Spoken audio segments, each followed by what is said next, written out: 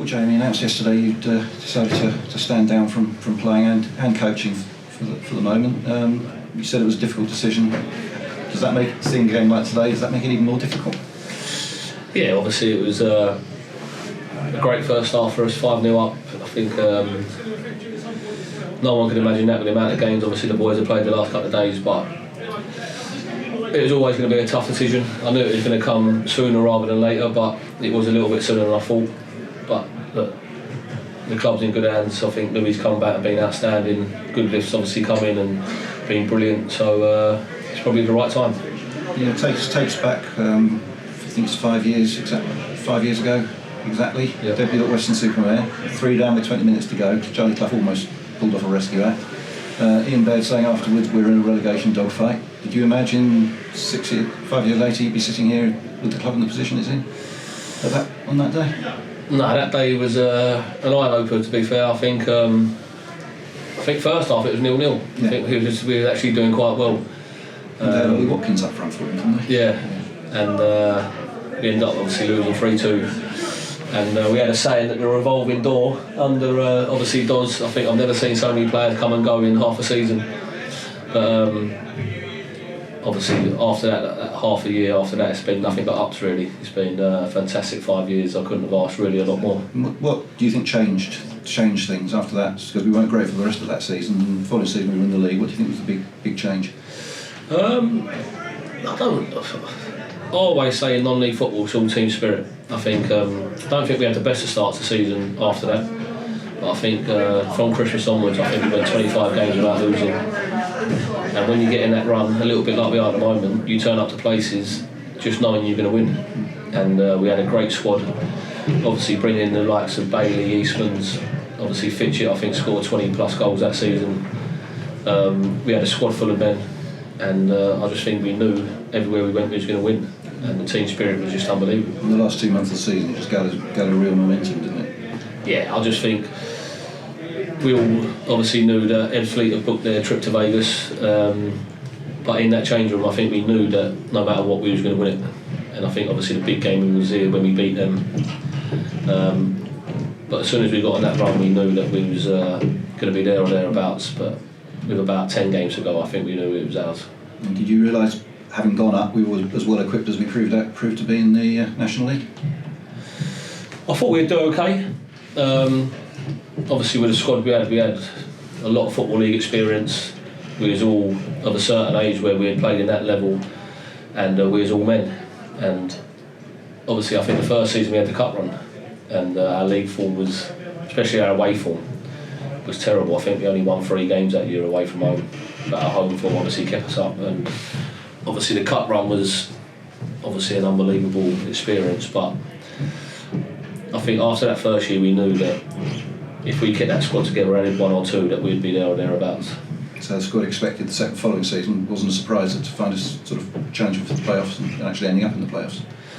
No, I think you look at it, I think the first season we finished 12th I think, and like I said we won 3 away games, so we knew if we convert some of them draws into wins that we'd be there or thereabouts. And I remember getting rained off at Maidenhead at half time when we was winning, and we was watching Woking v Macclesfield, and Macclesfield nicked it last minute. The ball got stuck on the line, they were all celebrating, and Woking defenders are on the floor, and then someone runs in and taps it in. And I think that was sort of the turning point where I think that hit us quite hard. I think we still thought we had a chance up until that point, but for us to finish third with some of the clubs that were in it, Tranmere, obviously you had your Wrexhams, it was an unbelievable season, but we just couldn't finish it off in the end. In the previous season we talked about the FA Cup run. Obviously as a club captain you caught quite a bit of the brunt of the publicity. Looking back on that, how did you find it?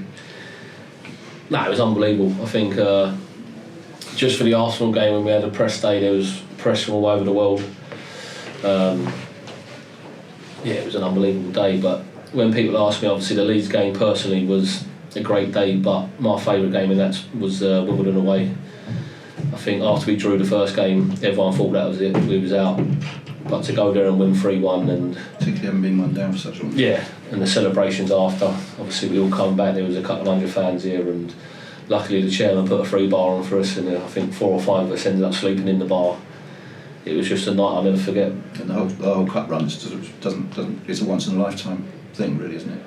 No, yeah, I've been lucky that I've had it twice, but so it's not once in a lifetime. No, I've been very lucky. Like I've been saying to people today who've come and spoke to me that as a non-league player, I've had a brilliant career. I couldn't obviously have asked for. The only thing I said I could have asked for is when we did finish third, obviously getting promoted through the playoffs. But apart from that, I've done everything I could have dreamed of. Because happened to Liverpool, wasn't it? Yeah, we played Liverpool away, won 3 Conference Souths. Obviously the cup run here, and it has just topped it off. I think if I could have got promoted out of this league, but look, you can't have everything. I can't.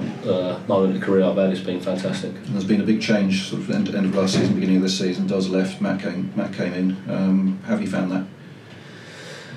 Yeah, it was a surprise to me. Obviously, I think everyone knows that me, Doz and Bailey were very, very close. When he did leave, when he had a break, I was still speaking to him, and he was always coming back. So when I got the phone call to say he wasn't coming back, it was a massive, massive shock. But I've known Matt for a very long time. Obviously, he came in at Christmas that year and was doing a lot of the coaching. We had a fantastic start under him, but we were going through a tricky run. But I think anyone who was coming to games, see the performance he was putting in, and no one likes to use the word luck, but I don't think we did have any luck in that 10-12 game period. And I think you look at it now, I don't think the performances are a million miles better than we have been, but the results are going our way, and hopefully the club's on the up. And I think all the fans that stuck by Matt, obviously well done, but I think a lot of the fans who wanted him out early on obviously had started to turn around to him, and I think he will be a great manager for this football club. And certainly, talking at the end of a fourth consecutive win back in the top half of the league, and close to the playoffs and the relegation zone, what can you see happening in the second half of the season?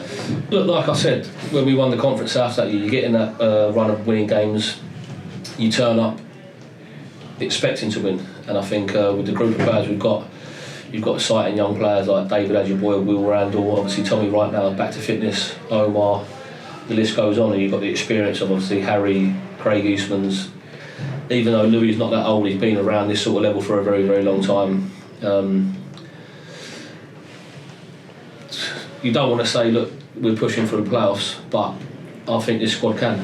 I think with a little bit of luck with injuries and everyone stays fit, there's no reason why the boys can't go on and push on. You spoke about Wimbledon as being the highlight of the FA Cup run. Is that the highlight of your time here, full stop? There's a few, to be fair. I think obviously Wimbledon would be right up there. The Ebbsfleet game where we virtually won the league here in the Conference South was a massive, massive day. But I've been here 5 years, and like I said, the only real negative was losing to Boreham Wood. But I think at the start of the season, if you'd have given us a chance to finish third, end up in the playoffs in the conference, everyone would have snapped your hand off. But I believe that squad was good enough to get promoted. I think if we'd have got to the final, I think we would have gone up. But unfortunately on the day, we weren't good enough, and Boreham Wood come and took their chance, and fair play to them. But that is probably the only downside of it, but it's been an unbelievable 5 years. 5 years as the left side of a central defensive partnership. Players you played alongside, some fairly good ones. Have you got a particular favourite you played alongside, or wouldn't you want to say that? I think the likes of Simon Downer is unbelievable to play alongside. Me and him probably never got outside of our box most of the games we played together because we never liked squeezing up. Obviously Louis John played with him a lot, Ben Goodgift this year, but I think most people would know that if I had to choose one, it'd probably be Dean Beckwith. I think we played a lot together at Eastleigh, even though I played centre mid, but I was holding midfielder. But as a partnership, I'd probably say that's the best partnership I've had, me and Dean. I think we've done very well for the club. It was a shame, obviously, he went on, but yeah, he'd probably be my favourite partner if I had to choose one. Looking to the future, you're moving away from football into a full-time job, but you hope to keep some involvement with football in front once it settles down? Yeah, that's the plan. I think obviously I'll start on Monday, but the plan is hopefully, obviously, the gaffer at the moment's asked me if I can come in on a Saturday and help out on a match day. Then if I'm available, I'm hoping to come down, so hopefully this is not the end, but I'd have to see obviously how work is at the moment. But look, fingers crossed that I can get 2 more games than I can't, and hopefully stay involved. And you always had a great relationship with the supporters here. I'm sure would want to wish you the best of luck. You've got a message for them? No, yeah, look, it's been fantastic. I think we couldn't have asked a lot more, especially, don't get me wrong, your home support's always good, but I think the away support, since we've come into this league, has been fantastic. Going up to Barrows on a Tuesday night and Hartlepool's, we've always had probably 100 to 200 fans, and it's been fantastic, I think. But look, we've had a great journey. Everyone's been involved. I'd just like to say thank you. I'd like to say obviously a special thank you to Doz and Bairdy, because obviously without them I wouldn't have been here, and as much as I've done well for them, they was unbelievable for me.